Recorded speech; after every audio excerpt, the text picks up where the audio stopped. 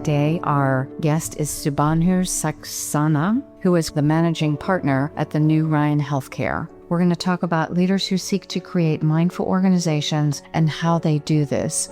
Subhanu, thank you so much for joining us.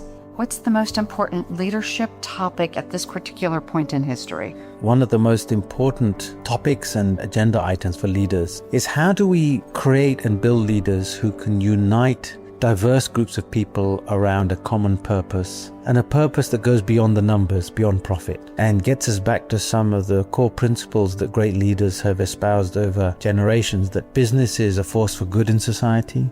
Great leaders unite, they do not divide. And so how do we cultivate a new generation of integrative, inclusive leaders that orient what we do to also have a positive impact in the societies they operate? Do you have a solution to that? I'm not sure if I have a solution to that, but one of the principles from the ancient wisdom of the East is to start by really knowing yourself before you can know and help others. And there's a verse in the Urdu language which says, before you meet other people in this world, know the person inside. And what it gets to is the power of introspection and the ability to be more contemplative. We live in a world where we're judged by outer actions, but if they're not informed by inner awareness, often that's what causes some of the issues we see in society. And therefore, giving people the ability to introspect. My old vice chairman would say, you have to be liberated. You have to be very self-aware of what makes you successful and where your blind spots are, which allows you to be a more humble, authentic leader in many ways. And the ability to be vulnerable is a very important quality in leadership. I assume you meditate. Yes. There are some people who are concerned that this may be some weird thing that they can't do. One of the most important lessons in life is to be able to show up in your relationships, in the workplace. What does that mean? Is to be fully present. And we've had experience where you're in a meeting with somebody and if they're checking their phone or if they're distracted, they're not really with you in the room. And that's a fatal flaw in a leader. But those who've been with fully present leaders feel inspired, challenged, and engaged. And mindfulness practices are very much just about giving you the greatest gift you can, which is time with yourself, and to be fully conscious of what does it mean to be in the moment, be fully present, fully aware. And imagine the energy that you take from that in every interaction with those around you, if you're able to bring that to everything you do. The greatest teachings from the ancient traditions is if you can turn every act into one where you're fully aware and present in the moment and you lose yourself in the moment, it unlocks an energy that really connects with others and makes you more impactful in everything you do. I don't think people should see this as something outside of themselves. This is something that you all have had experience with. If you've listened to a quiet piece of music, you've been able to lose yourself. When you go for a walk, you have these moments of just being in the moment with the beauty of nature. Take that energy you felt and bring it to everything you do. It's not rocket science. And the point about these mindfulness techniques is not to somehow say, I got to control the mind. It's about just being aware of where you are at any moment in time, and wherever the mind goes, be aware it's going somewhere. And then like children playing in the park, you quietly shepherd it back, but you let it play, and you're just aware of that. And that inculcates over time a discipline and a practice that you can bring the mind to where you want it to be. And as Mathieu Ricard has said, the Buddhist monk who works with the Dalai Lama, is we spend our life training our bodies in the gym. How much time do we spend mind training? In my classes, I call it weightlifting for the brain. Yeah, mind training. That's what we talk about. We don't want our bodies to be flabby, but we don't mind our brains being flabby. Yeah, and I think what modern neuroscience and psychology tells us is you stay active, you stay young. The brain is one of the most powerful organs we have. It's there to be used, and the more you use it, the more it flourishes. If we are thinking hateful, negative stuff on a regular basis, it actually changes our physiology. Yeah, and I think history has always had two opposing forces. One, at the societal level, we are to some extent tribal, which tends to separate. But at the other level, research has told us that children are innately compassionate in nature and playful. And we've all had the experience of the joy of just selfless giving to someone we love, and the joy we get when we make someone else happy who we care about. So I think one of the challenges in leadership is how to overcome some of those societal pressures. We often say organizations divide. People collaborate because there is this innate ocean of well-being and that compassion in all of us. We just have to unlock it. It's not as if it's something foreign to our nature. It was there when we were born, but it gets covered over time. I like that idea that it is innately there. I'm not putting something in the container. In fact, I'm removing some of the debris that has collected. So the highest teachings in the Advaita tradition of Vedanta, the non-dualism tradition, is it says the path to the truth is not to point it out, but is to remove misconceptions around it. So taking away layers of ignorance. And then the truth has always been there, ever present. You just haven't noticed it. The example I give, sometimes you'll be driving to work and looking straight ahead, and you may not have noticed the beautiful scenery to the side that was always there. You just never paid attention to it. So a lot of this journey is about helping you pay attention to the strength that's already within you and those oceans and those wells of well-being that are there. And you just have to let them out. Again, this idea that I don't have to find and pour more stuff into my head, kind of the Japanese tea ceremony, that when the cup is full, the cup is full. It's discovering the beautiful painted image on the bottom of the cup. Absolutely. And encapsulate this as a principle from the ancient Sanskrit texts of how to be outwardly supremely active, yet inwardly supremely inactive. Realizing it's about being versus doing.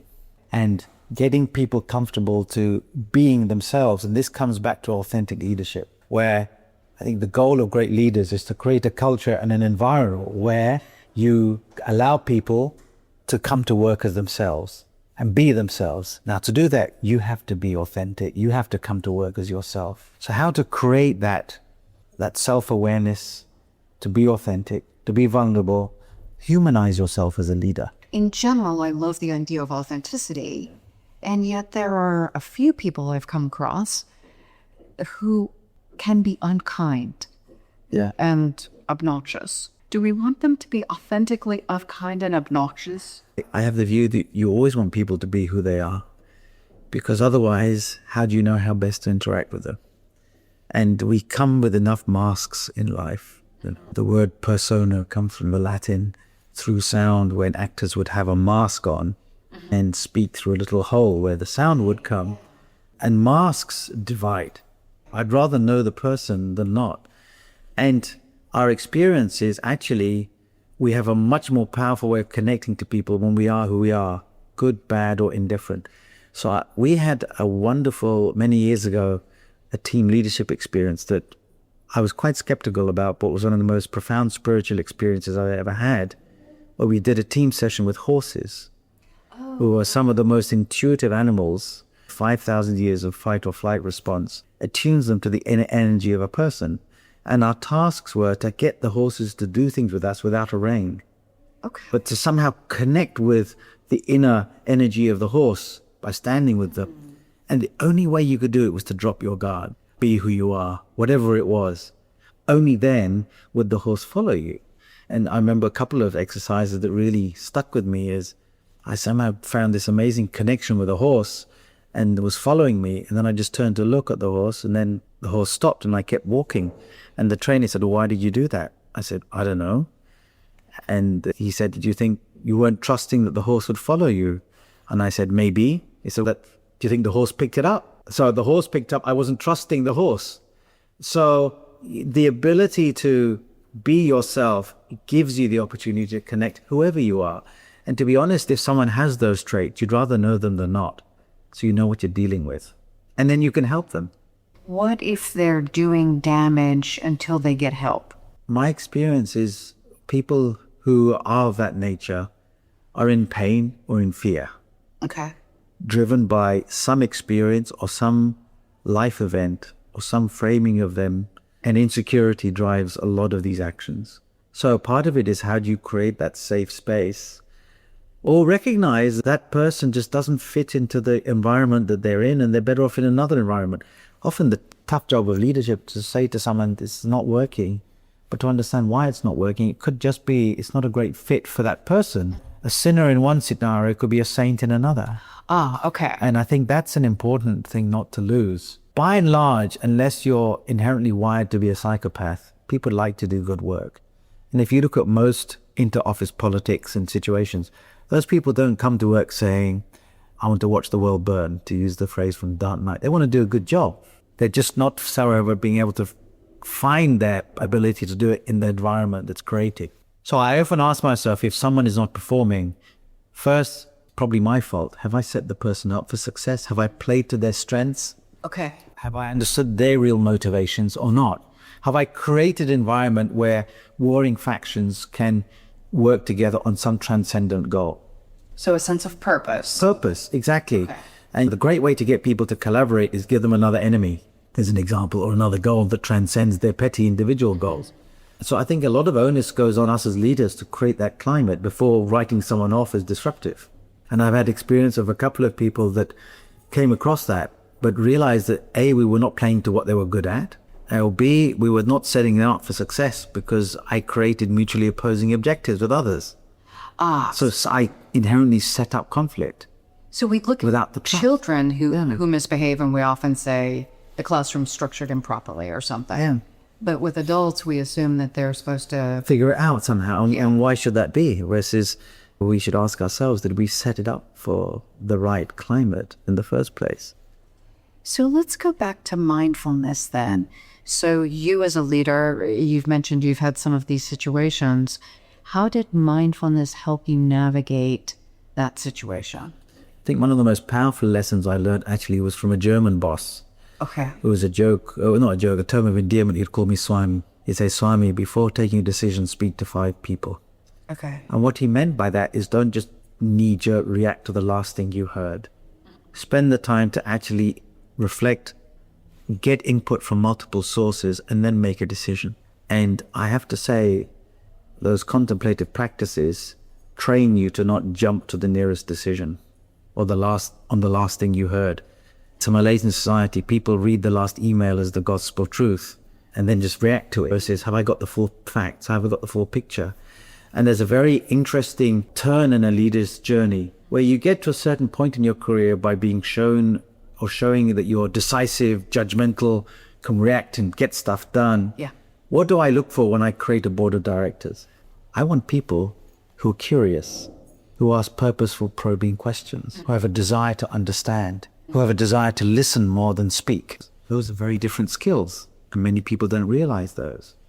But those can come from the leaders who are very self-aware, liberated, who are contemplative in nature.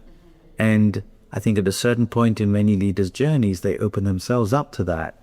I wish we got to more leaders younger to show them this is actually going to be important in your life journey and it'll make you more effective as a leader. Much of my work has to do with developmental maturity. Yeah. And as people go through steps in maturity, they become more cognitively complex, more emotionally intelligent. Their behaviors align more with their values. Their time horizon becomes longer. And one of the activities that we look at to move through those levels consistently is a reflection practice. Absolutely. So whether it's meditation or journaling or something that is, I'm quieting the mind, and I'm also opening myself up to reflect on what I did that I'm most proud of and what I did that I am, in my case, horrified by. Like, what am I doing? And how do I self-correct before getting corrected? And I think for those out there who may be a little scared of that, being so open with themselves and that vulnerability, I think there's an important tool that's available that helps a lot of folks and that I believe strongly in, is the access to a mentor or a coach in that journey to provide you with that contemplative space. You know, one of the bits of research that highly impacted me when I read about it is work that was done on underprivileged children in underprivileged societies. And the question was initially phrased as, why do such children not succeed? No progress was made. And then someone had the idea to turn the question around to say, in these difficult underprivileged societies, granted many don't succeed, but there are some who do. Let's study why they succeed. And then some important findings came. First, how some of these kids were naturally optimistic and resilient, but they had access to a role model. Okay. They had access to a mentor. And the way I define a mentor is someone who believes in you more than you believe in yourself. And such mentors can be very tough with you. My grandfather, I call him as a mentor. A couple of times he made me cry. But he would say, Subhanu, you have an ability to change the world. And he instilled a belief in me that I didn't see in myself. But having access to a coach or a mentor gives you that contemplative space, slightly external to the practices we're talking about, but can inculcate that joy of introspection so that then the person can do it on their own. And often being able to be the mirror for somebody is something that as we develop leaders, we must develop them to be better coaches. Part of leading is inspiring those who follow me. And unleashing the gifts in others. That's what leadership should be about. And I'm lucky I teach in my outside of work. I teach Sanskrit. And I've seen just the power of when the light bulb goes off. And so I try and bring that into the corporate sphere also. And recognize that every day is your chance to train yourself to be a better leader, a better coach.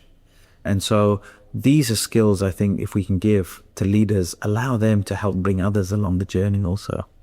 I get the meditation, I train my mind, but then there's this other part of I have to reflect on and correct or adjust what I'm doing.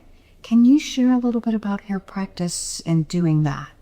There are a couple of things. One is when you give yourself time with yourself and you say, this is the most risk-free zone I have with myself, to really force yourself to say, what am I doing well and where am I falling short of the mark? And therefore to say, okay, where do I need help to change what I'm doing? And often as leaders, we're not comfortable asking for that help. We're not, and I know that's why this notion I talked about earlier of vulnerability, I think, is a hallmark of a great leader. I have to say one thing that helped me maybe, and I reflected on it when I think about planning the career steps for others, is I had some very tough assignments early in my life, and different ones. I never followed a linear career path. And I think having that exposure early and seeing that I could bounce back taught me that actually throw yourself out for different experiences, and it's okay to be the stupid guy in the room and actually not be afraid to ask the dumb question, because that's how you learn. And I think people that have had a very, shall we say, protected career trajectory or very protected upbringing may be a little bit more reticent of opening themselves up to that. Whereas those who've gone through immense adversity, so I have a very dear friend who had a near-death car crash in his 20s. And he said it liberated him in his life and his career. He said, life's short, I'm going to do what matters. And in work, he would say something didn't feel right. He'd just say no, because he'd been to the edge and he came back. And that, I'm not recommending everyone goes through those traumatic experiences, but there's a lot of research that talks about how people who've had these difficult experiences somehow have a more expansive, compassionate view of the world and of themselves, and the ability to be more self-reflective and self-critical. And I think how do we engineer that in the business world is give people tough assignments early in life and show that you've got their back. Send them around the world, see the world. I think the fact that early in our career we went to live in Moscow in Russia, what a wonderful experience. And it taught me that you have to ask a question when you do anything. What's the worst case? And if the worst case isn't going to kill you or harm you, it'll be a great learning experience. And so when you have that mindset, then it's all about gathering rich experiences. I'm hearing the word recently a lot, grit. It gives us the grit or the tenacity to deal with the things that are hard.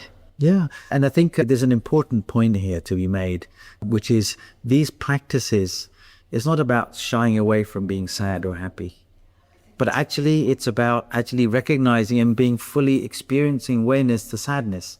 If you're going to live, life's going to happen, good and bad, but it's about letting it happen on that ocean of well-being that's within all of us. So these emotions flit across the sky like a bird, like a trail of an aeroplane or something. They come and they go.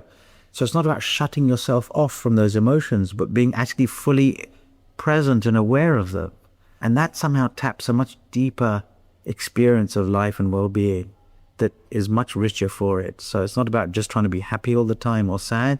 It's about just being and letting these things come as waves through you and through those to just open up an even deeper, richer way of living. What a great way to end this segment is the idea that there is nothing to be avoided, but instead to embrace life in all its forms. I appreciate your sharing your wisdom with our listeners and with me. It was my absolute pleasure. Thank you very much. Thank you.